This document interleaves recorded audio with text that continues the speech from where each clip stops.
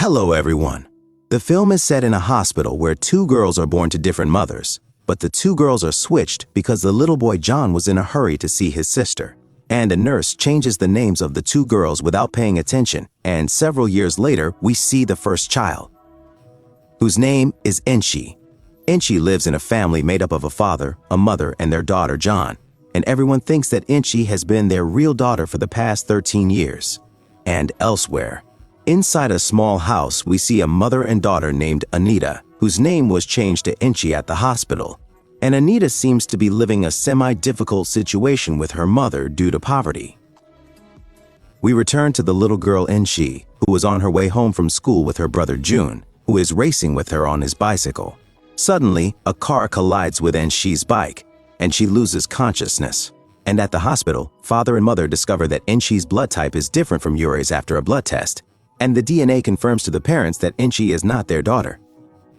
One day, John gives his sister Ainsley a present and apologizes to her for the accident she suffered, and Ainsley is delighted with the gift, who was a music player. John goes to ask his father when Ainsley was released from hospital, but also discovers that Ainsley is not his real sister. Mother and father discover from the birth certificates that their daughter's real name has been replaced by the daughter of the poor lady who works in the restaurant. And they mean Anita. John's mother suggests that her husband keep Enchi and continue the situation as it is because she refuses to give Enchi back to her real mother because she'll be living in poverty. Jun hears everything but decides not to tell Enchi the truth. The family sit down to lunch, and suddenly little Anita enters Enchi's familiar home with her eyes full of sadness and says she has read the analysis documents and discovered that she is their real daughter. Anita blames the mother and father for not moving to get their real daughter back and tells Enchi that she is not their real daughter and that Anita should be in her place now, and it seems that Enchi is surprised after hearing the truth and angry with her parents for keeping the truth from her. Enchi quickly leaves the house and sits down under the tree, where John catches up with her and tells her he'll always love her no matter what, even if she's not his real sister. Then he asks her to come home. And the next morning, Enchi packs his bags and sees his mother, whom he raised with his real daughter Anita. Enchi decides to go to his real mother's, and after arriving at the restaurant, Enchi's real mother tells Enchi that she has to endure the cruelty of Enchi's real mother. And it seems that Enchi tells her that she is ready to overcome all difficulties to live with her real mother. The lady who raised Enchi revisits Enchi because she is so attached to her and offers to let her real mother raise Enchi because she will travel with her to America to get a good education. But Enchi prefers to stay with her real mother no matter what conditions may be experienced. The next day at school, Angie discovers that John and his parents who raised her are going to emigrate to America without saying goodbye, then runs at full speed behind the car to say goodbye. But no one hears her call. Angie cries a lot because she thinks her parents have nothing and John doesn't care to say goodbye. But the truth is that it's her real mother who's keeping them from getting closer to Angie. After 13 years, Angie grows older, works as a nurse at the hospital, helps patients with their personal requests, tries to earn money to help her poor mother, and it seems that she has managed to buy a car in one day. Angie comes home from work with her friend and stands at the pay stop.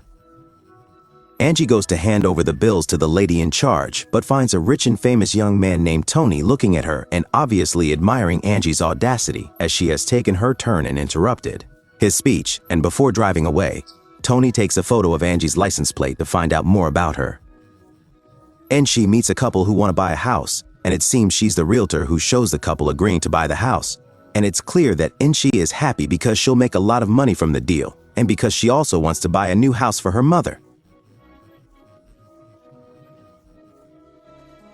Angie dreams so much about the details of the house she wants to buy that she brings him a figurine and draws all her dreams on it, and after a long day's work, Angie returns to her mother's restaurant to help her and meets her perverted brother Shaw, who suffers from accumulating debts through gambling.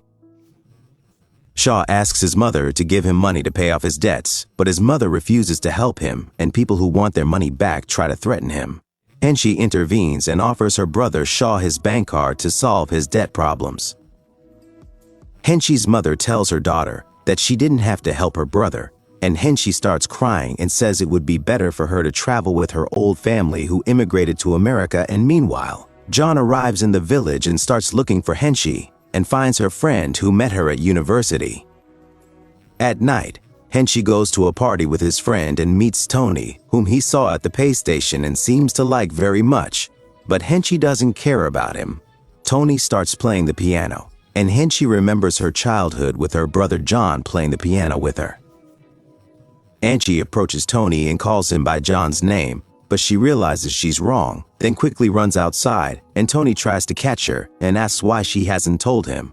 Henshi responds, then tries to get closer to her, but Henshi runs away and sits down under the tree she used to sit under with John when she was little. The next day, Henshi is sitting in a fancy restaurant where Tony is with his friends, and Tony is surprised to discover that Henshi works in the restaurant. Tony's friend tries to flirt with Henshi, who gets upset and tries to leave, but Tony catches up with her and apologizes to her on his friend's behalf, but Henshi asks him to stay away from her. Tony grabs Henshi's hand and draws a watch on her hands, and it seems that Henshi remembers John, who was also drawing in her hand, and then leaves the scene again for no reason. Henshi tries to repair the music player John gave her when she was a child, but the man tells her there are no spare parts for the music player because it's old. NC wants to pay a large sum to repair the music player, and suddenly John arrives at the place and holds in his hand the same music player that NC owns, and the man is surprised and tells John that a girl has come to repair the same music player. John is fully aware that NC was at the spot and then tries to catch her. Enshi is surprised when she sees John, who tries to talk to her, but Enshi blames him for his long absence and says he didn't ask any questions about her and didn't say goodbye before traveling to America. Then she leaves, but John continues to follow her until he finds her in a restaurant drinking lots of wine. John tries to take Echi home, but Echi tells him that she won't forgive him for his long absence. Then she cries and loses consciousness, but John carries her and takes her to their old house and is very happy when he finds the key that he gave her as a child still hanging around Echi's neck, and he says he'll never leave her again. The next morning, Enshi wakes up from sleep and asks John about her family, and John reassures her that her family members are fine. Enshi tells him that she'd like to return home, and it seems that John takes her to a house by the sea and asks her to use the key in his neck to open the door. Henshi is surprised to have all the things that every girl dreams of at home, and it's clear that she's going to have to use the key. That John added some childhood memories, then kisses Henshi, who cries and forgives him, and they go out together, and one day Henshi feels feelings of love for John and tries to get close to him while he sleeps.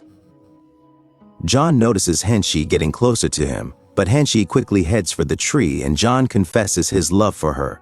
Henshi is shocked and doesn't know how to respond to John when John's best friend Yoni arrives, but Tony is the one who is going to receive.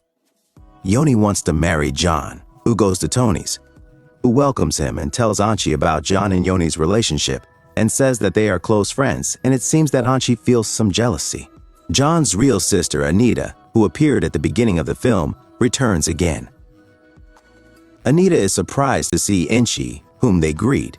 Then they walk together and talk about the family situation, and Anita says she never expected to see Enshi again and obviously can't endure his presence because of what happened between them when their names were changed at the hospital when she was a child. Anita tells Anchi that she loves Tony and will soon marry him because he's rich like she is at night. Tony takes Anchi home in his car and tells her he loves her, but Anchi is very surprised because he is in a relationship with Anita and at John's. His sister Anita asks him not to tell her mother that he has found Anchi because she fears for her mother's health. John replies to his sister Anita, saying that his mother will be very happy if she finds out that Henshi is okay, and asks her to forget her jealousy of Henshi and not to interfere in the affair. And the next day, Tony visits Henshi's workplace at the hospital and gives her a present and invites her to his birthday party. Tony asks Angie to go to the market with him to buy things, then he visits the nursing home with her, and it seems that Angie marvels at the kindness of Henshi, of Tony and his good treatment of the elderly. Then they dance with each other, and suddenly Anita arrives at the place and sees them dancing with each other. After the party is over, Tony walks up with Ainsley and asks her about her dreams. Ainsley responds by saying she dreams of buying a house for her mother and living there together, and at night, Tony goes to talk to John and tells him he's in love with Ainsley and loves her, then asks him to stay away from her, but John fights with him and warns him not to. She won't go near her because she'll be in the water. The next day, Tony goes to Henshi's real estate job and seems to have brought a bouquet of roses with him. then starts handing them out to the client and goes out with her to the amusement park and reserves all the amusement park games for her alone and throws a party for her and confesses his love for her. Tony asks Angie to marry him, but Angie tells him she doesn't agree because he deserves to marry a girl from a higher class. Rich like him, but Tony tries to pressure her into marrying him at all costs, and the next day, Anita visits Angie at the restaurant of her mother who raised her. Anita asks Angie to stay away from Tony and her brother John too, in exchange for giving her all the money she wants. Anita starts to cry when she sees his mother, whom he has Evie because he misses her so much, even though she's not his real mother. Angie also meets her non-real parents, and it's clear that she misses him a lot, then decides to sell all the gifts John has given her because she's annoyed by Anita's actions and his mistreatment of her because she looks less like her. And at night, Angie goes to the bar and invites John and Tony to stay with her too. Angie asks Tony and John to stay away from her and says she'll get richer than she is one day, but John tries to calm her down and then takes her away. At home, she suddenly loses consciousness and is taken to hospital. John's family and Angie's mother wait for Angie to come out because they're worried about her. The doctor tells everyone that Angie has bone cancer and has little chance of getting rid of the disease, and it seems that Angie's real mother blames herself because Angie inherited the disease from her. Angie wakes up and asks everyone to leave her alone, but her real mother confesses that she's the only one who can help her. Hid messages from John's parents because she wanted her to stay with her forever. Angie tells her real mother that she's not interested in the letters because John's family immigrated to America without saying goodbye, and she doesn't care about living or dying. But John approaches her and tries to reassure her, telling her he'll stay by her side until she recovers from the illness. Hong-Chi cries and tells June it's impossible for her to stay alive, then loses consciousness again. June decides to move the tree where all her memories are with Hong-Chi and puts the tree in front of the hospital, and it seems that Hong-Chi is very happy when she sees the tree.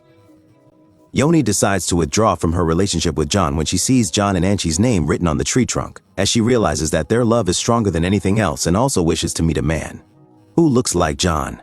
Tony opens Angie's computer and returns all the gifts John has given Angie.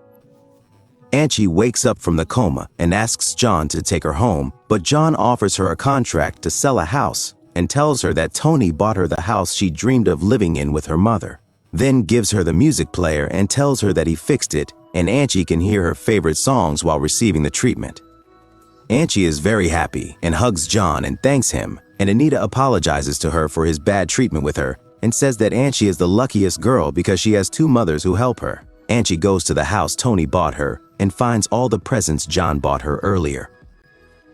John and Tony ask Angie to choose one of them to marry her, and it's clear that Angie is confused in choosing the right person because both men have treated him with kindness and love and have given him everything. And at the end of the film, Angie decides to choose John because he is her first and last love.